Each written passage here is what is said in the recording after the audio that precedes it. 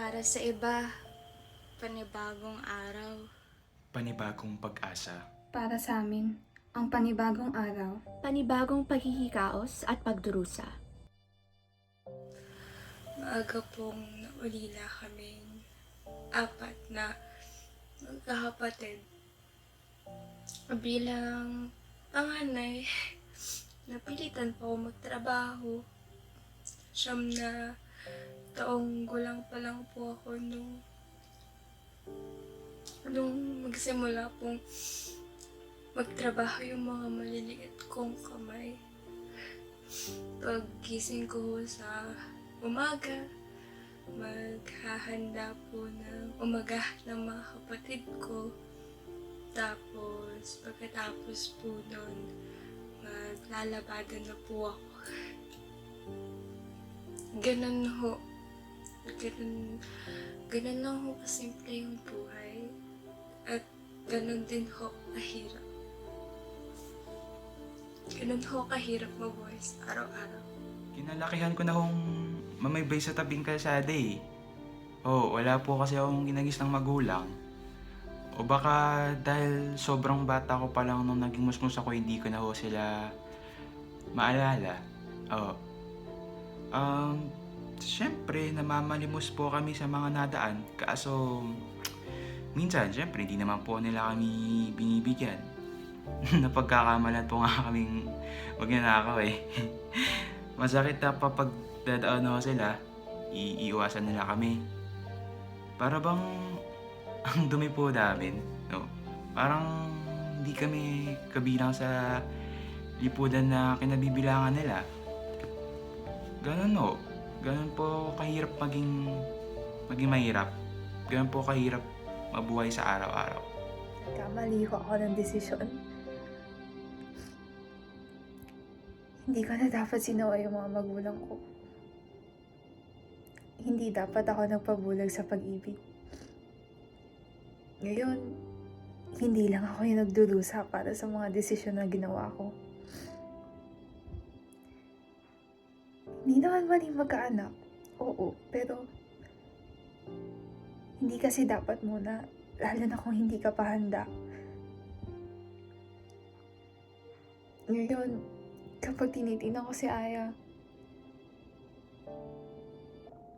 napapaisip na lang ako na hindi sana siya lalaki sa hirap kung mas napaghandaan ko yung pagdating niya.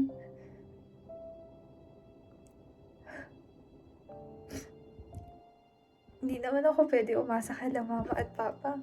Kasi syempre, pinag-aaral nila yung mga kapatid ko. Ganun ho mabulag sa tukso. Mahirap mabuhay sa araw-araw. Naiingit ko ako sa mga kaklase ko kasi sila po nabibili yung mga gusto nila.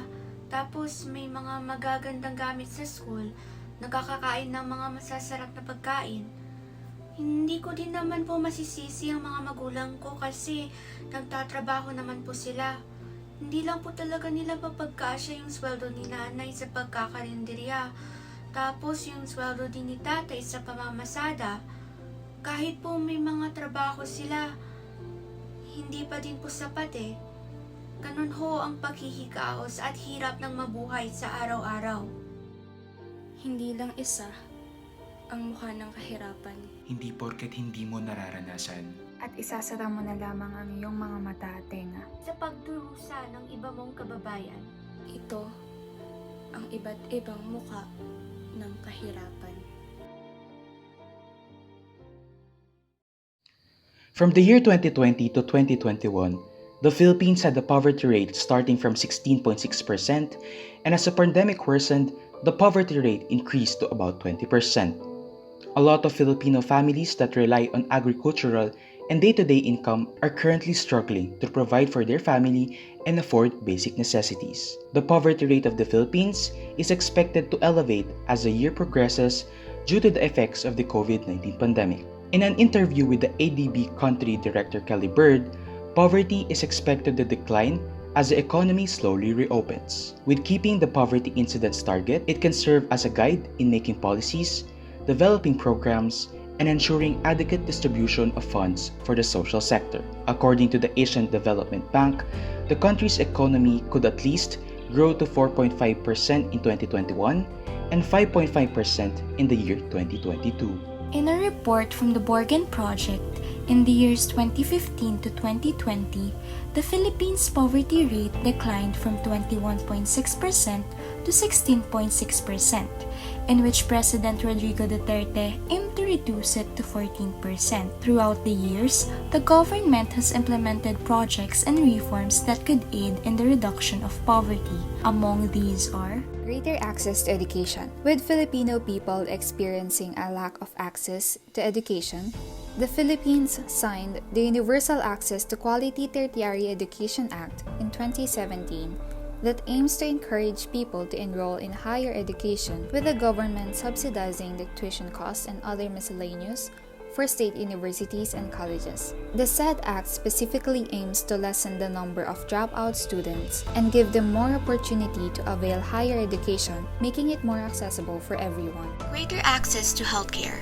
President Duterte signed the Universal Healthcare Act in February 2019 that provides access to the full spectrum of healthcare by citizens who are enrolled in the National Insurance Program, granting healthcare coverage for everyone. Those in poverty are granted more access to health services, making them a top priority in this aspect. The Health Technology and Assessment Council consists of health experts that are to assess health developments in the area of technology, vaccines, and other areas of advancements. Moreover, it is planned that more funds will be allocated to PhilHealth in hopes to improve the quality of service and lower costs of medicine.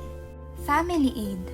Pantawid Pamilyang Pilipino Program, or the 4Ps, is a conditional cash transfer program for poverty-stricken families that meet certain types of requirements. These requirements include keeping children in school, regular health checkups, and parents attending family development sessions. Currently, the said program has benefited by 20 million Filipinos, with 9 million of these being children. Economic improvement. The Rice Tarification Law was signed in February 2019, which amends the Agricultural Tarification Act of 1996. This law prioritizes local rice production by placing a 35% tariff on imported rice. Additionally, this creates a more efficient and competitive agricultural system benefiting the local farmers. Build, build, build. The infrastructure plan of 2017 that aims to complete 75 projects were later on revised with a new target of completing 100 projects. Currently, the progress of these projects are at 34%, and it is expected to reach 56% of completion rate by the year 2022. It was said that through this project, the government hopes to counter the effect of the pandemic, as this would stimulate the economy and offer more jobs to the citizens once completed. But this said project is receiving criticism because of its slow execution. Poverty is currently on the decline for everyone. Furthermore, the World Population Review also stated that countries with political instability, conflict, or are usually plagued by natural disasters may experience an increase in the numbers of people living in poverty. Universally speaking, in order to address the concerns of poverty, people must have access to education, be given proper health care, access to clean water, and job opportunities that could all abate in their financial situation. The effects of poverty during the pandemic possibly caused about 1.4% of the world's population to experience extreme poverty.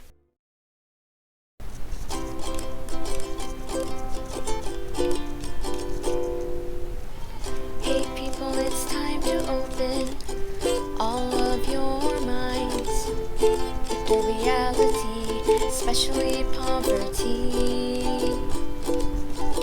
a violation of human rights with rates still very high. Every day there is growing disparities.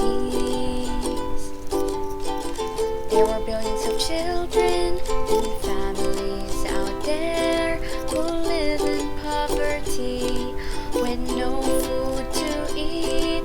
I think it's in our rights to have 3 meals a day and have basic needs like clothing. Let this song serve as a reminder for the world to prioritize this issue.